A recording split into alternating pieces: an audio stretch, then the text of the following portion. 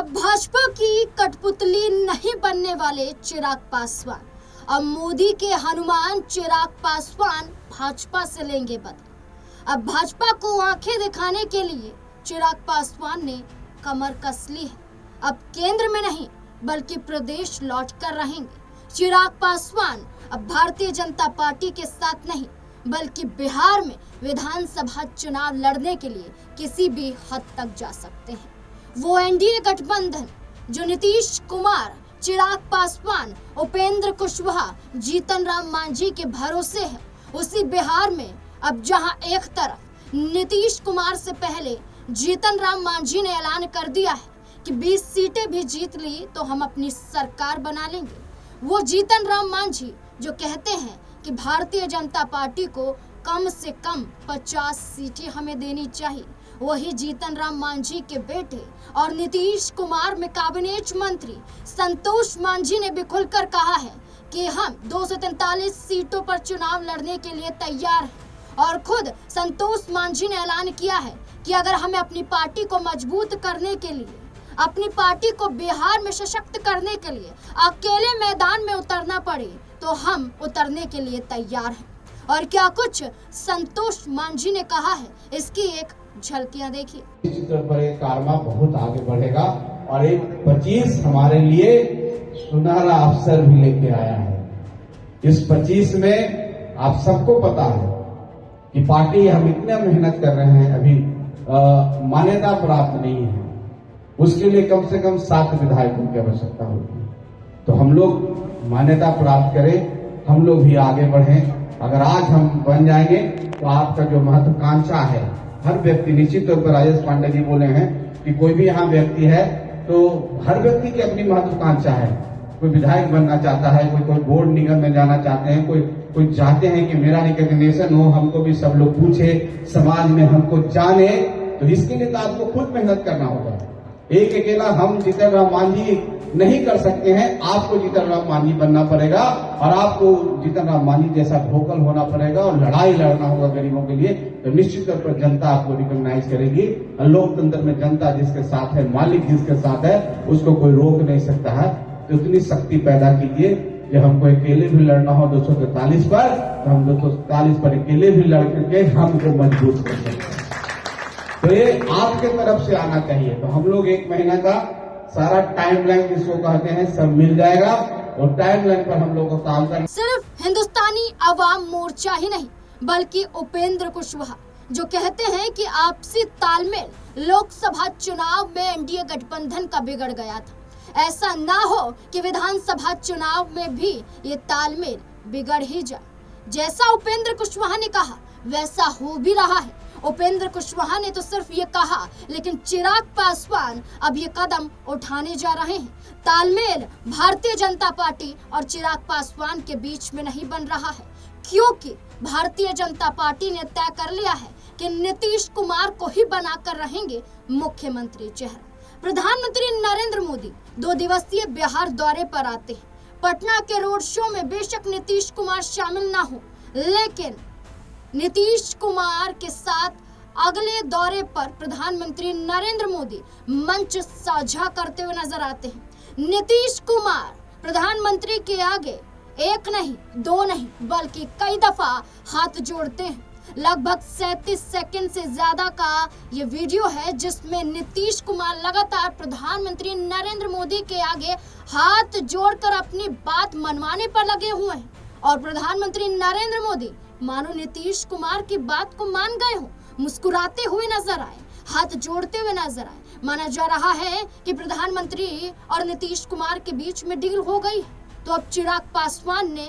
कमर कसते हुए ये ऐलान कर दिया है कि विधानसभा चुनाव जरूर लड़ेंगे।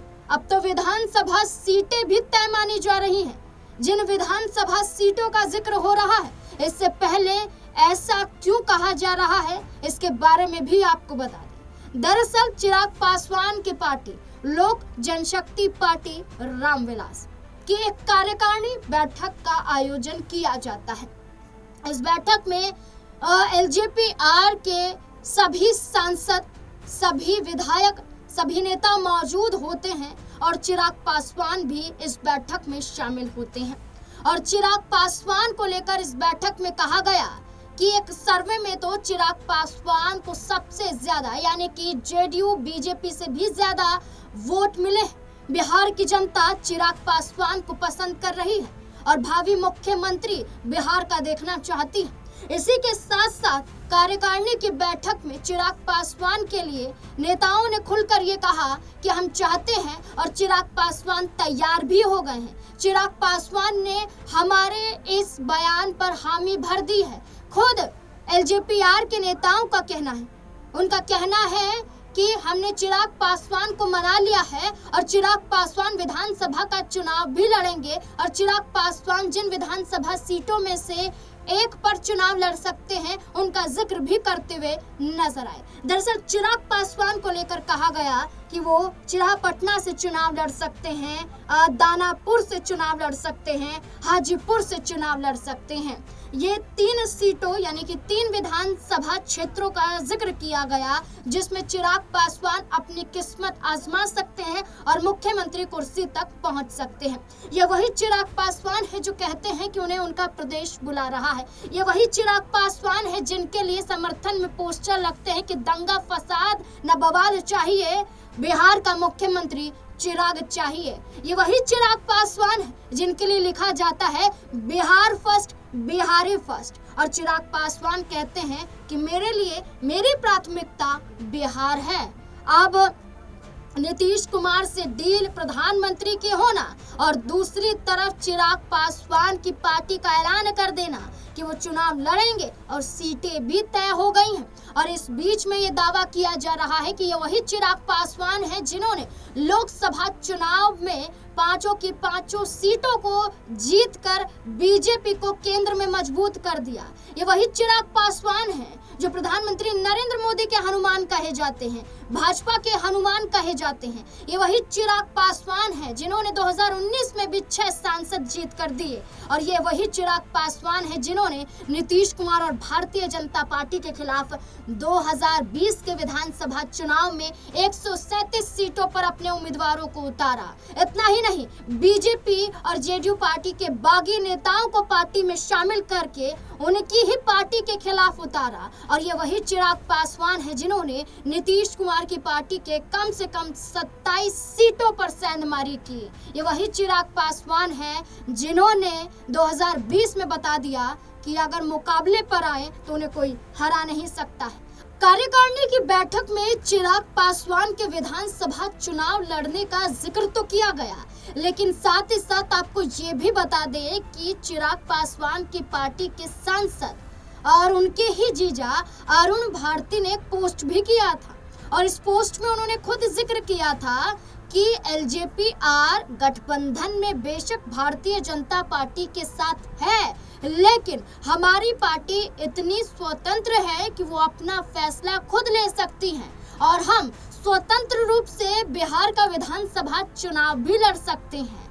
चिराग पासवान की पार्टी के जिला अध्यक्ष हो या सांसद हो, खुलकर चिराग पासवान को सीएम बनाने के लिए, उन्हें मैदान में उतारने के लिए लगातार चिराग पासवान पर दबाव बनाया जा रहा है। और अब तो माना भी जा रहा है कि चिराग पासवान तैयार हो गए हैं। चिराग पासवान का बीजेपी की हिंदुत्ववाद विचारधारा का विरोध करना, चिराग पासवान का ताड़ी के समर्थन में तेजस्वी यादव के जरिए वही ऐलान करना जैसा तेजस्वी यादव ने कहा था कि ताड़ी पर प्रतिबंध हटाया जाना चाहिए। और चिराग पासवान का भी कहना था कि शराब की श्रेणी में ताड़ी को ना लाया जाए। आरक्षण के मुद्दे पर भाजपा के खिलाफ भारत बंद का ऐलान करते हुए बिहार से लेकर देश भर में एक बड़ा आंदोलन हुआ था और चिराग पासवान की पार्टी ने बिहार में मुख्य भूमिका निभाई थी। और ये वही चिराग पासवान है जो नीतीश कुमार को हराने के लिए भारतीय जनता पार्टी का साथ छोड़ चुके थे।